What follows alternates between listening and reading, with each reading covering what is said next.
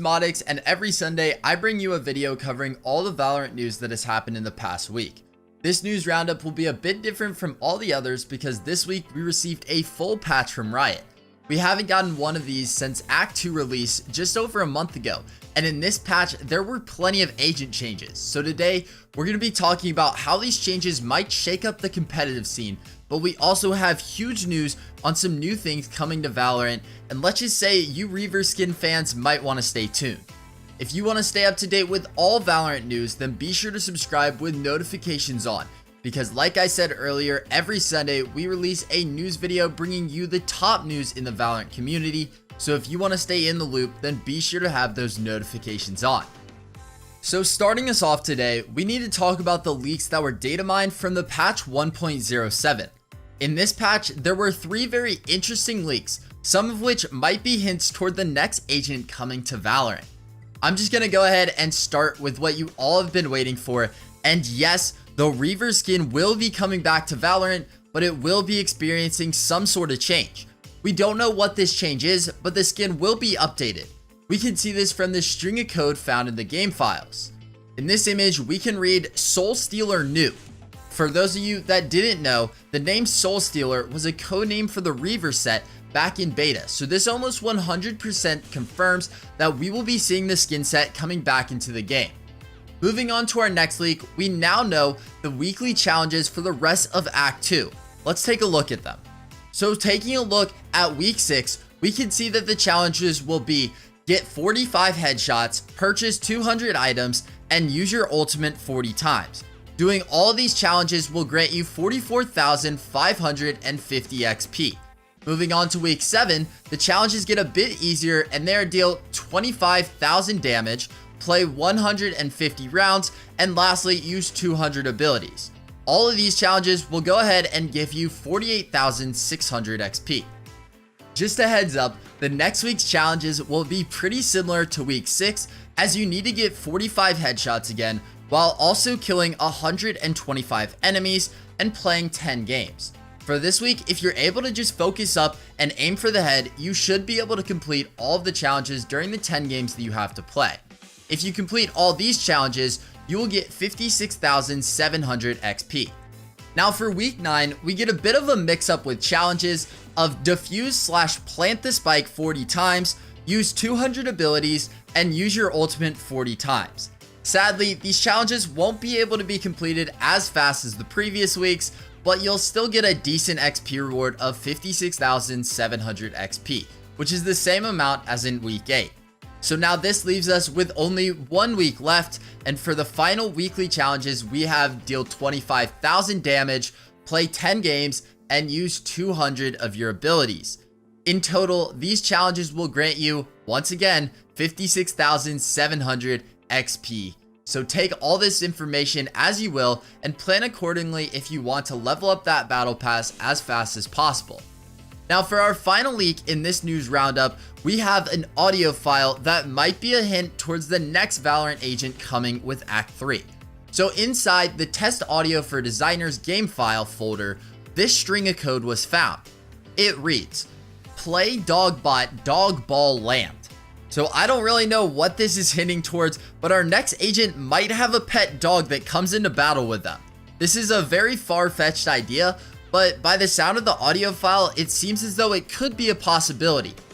Well, that's all the new leaks that we have for right now, but we are less than a month away from the next Valorant Act update, so be prepared to hear more info on the next agent coming very soon. So to finish out this Valorant news roundup, we're going to take a few minutes to talk about some of the esports news that have surfaced in the past week. We all know that every esport organization is competing to be the best of the best, so teams are constantly switching out players to find the best fit. Well, one of the teams that were very dominant back in the beta was T1. We touched on T1 in our last weekly news video as Skadoodle removed himself from the Pop Flash T1 roster. He did this so that he was able to take a bit more time to learn more agents in Valorant. In the end, T1 performed very badly and tied for last place after losing to Immortals and Envy. Many fans weren't too happy about this, and on September 3rd, T1 put out this tweet informing fans that Food and Crashies were both leaving the team. There wasn't any more information, but now there are two very strong Valorant players on the free agents list. Just keep this in mind while we switch topics and talk about 100 Thieves. So a few weeks ago, 100 Thieves dropped the majority of their roster, leaving only Hiko, their captain. The goal was to build a powerful team that Hiko could play with and win championships. This was why they went ahead and signed Nitro, a very strong ex-CS pro. I know this is all old news, but on September 4th, 100 Thieves announced their third signee, Steel. Let's take a quick look at this clip of Hiko's reaction to the announcement. Sometimes Steel. I know a lot of people were speculating. A lot of people were saying that, oh my God, Steel's gonna join 100 Thieves. But yes, we went ahead and recruited Steel. I personally am very excited to play with Steel. I think that the core of me, Steel, and Nitro, we have some really big brains on the team right now, and a lot of experience when it comes to playing the game, when it comes to being in-game leaders. All three of us were in-game leaders at one point of our career, and the role that Steel is going to be playing, at least for what we've been practicing and trying out, he's going to be a Sentinel. He's been playing a lot of Cringejoy and a lot of, I guess not Cypher, but he's been playing a lot of Cringejoy for us. So it sounds like 100 Thieves has a very solid core 3, but just think for 1 second what would happen if they went ahead and signed Food and Crashies. That team sounds so overpowered, but who knows? I guess for now, we'll just have to wait and see who fills up those last 2 spots for 100 Thieves.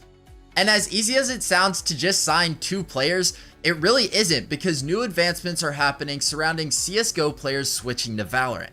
Here's a tweet by Jake Lucky explaining what exactly is going on. I can confirm, apparently several top Valorant pros will be revealed in ongoing CSGO investigations for match fixing. The debate right now being, should their punishments carry over from CSGO to their new game Valorant? So what do you think about this? Should these players get punished even if they don't play CS anymore? Be sure to let us know your thoughts in the comments of this video. Now, our final topic that we need to talk about for today's video is agent pick rates in the most recent tournament, the Pop Flash Valorant Ignition Series tournament. Let's take a look at the pick percentages for all the agents, and then we'll talk about a few interesting statistics and what they might mean. So one thing that you might have picked up on was that Viper was not included in this list. This was because she wasn't picked at all. So this makes her the least picked agent of the tournament, and that's not too good considering the devs try to fix this in the patch prior to patch 1.07. However, there is still hope as Viper received another buff in the most recent update, so we'll just have to wait and see how the next tournament plays out and if she gets picked more than in this one, which won't be that hard. Now, another agent that we need to watch is Breach, because just like Viper, he received a buff in patch 1.07, and in it, he got 3 flashes instead of 2. I have already seen more players running Breach in normal Valorant matches, but it will be interesting to see how the pros react to this change, because to be honest, a 6% pick rate is not good at all.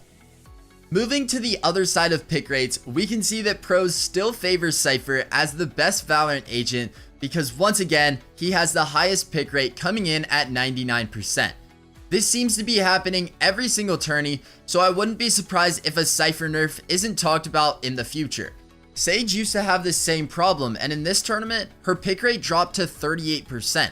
And we have to keep in mind that this tournament was played before patch 1.07, where she was nerfed even more. This might result in an even lower pick rate in the next major tournament play. So we've already covered a good bit of statistics, but one stat that many players don't think about is how different agents compare to each other. For example, when we look at pick rates between smoke characters, we can see that Omen has the highest with 87%. When you compare this to Brimstone with 14%, we're able to tell that Omen is solidifying his spot in team comps as a smoker for the team. This is one of the many ways that the Riot devs look at the pick rates to determine agent changes, so I hate to break the news to all you Omen mains out there, but you might find Omen nerfs coming in the next update. Of course, in the end, it's the devs' decision, so we'll just have to wait and see what the next patch brings. Well, that's going to go ahead and wrap it up for this week's Valorant Weekly News Roundup. And if you enjoyed today's video, then be sure to like the video and subscribe with notifications on, because every Sunday we release a weekly news video talking about all the news happening in the Valorant community.